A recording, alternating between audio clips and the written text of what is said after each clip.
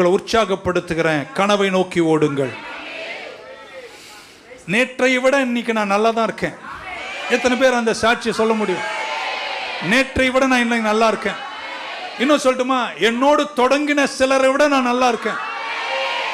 இன்னொரு முறை நேற்றை விட நான் என்ன செய்யறேங்க, நல்லதாங்க இருக்கேன். நேற்றுக்கு சோறு இல்லாம இருந்தேங்க, சாப்பாடு இல்லாம இருந்தேங்க, ட்ரெஸ் இல்லாம இருந்தேங்க. இப்ப நான் அதெல்லாம் தாண்டி நல்லா இருக்கேங்க. என் கூட தொடங்கின நிறைய பேரை விட நான் நல்லா இருக்கேன். ஆனா அது என்னுடைய திருப்தியின் அளவல்ல. என் திருப்தியின் அளவு என்ன தெரியுமாங்க?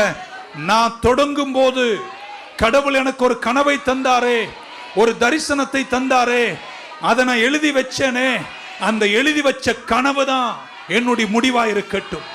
நல்ல ஹபக்கு சொல்றார், நீ உன் கனவை என்ன செய், எழுதி வை, அதை கடந்தோடுகிற என்ன செய்யட்டும், வாசிக்கட்டும். இருக்கீங்களாங்க? நிறைய பேர் இன்னைக்கு என்ன ஒரு மாதிரி பாக்குறீங்கன்னு புரியுது. நான் இதான் எழுதினா தானே, எழுதுற பழக்கமே இல்லையே. நீங்க நிறைய பேர் எழுதாமலே தொடங்கி இருக்கீங்க. பரவாயில்ல, எழுதாம தொடங்கணும், இன்னைக்காவது எழுதுங்க. இனி எனக்கு இருப்பது 20 வருஷம் தான், இந்த 20 வருஷத்துல இந்த தூரம் நான் போவேன் என்று ஒரு கனவை இன்னைக்கு கடவுள் கிட்ட கேட்டு எழுதி அதை நோக்கி ஓடுங்கள். ஹல்லேலூயா.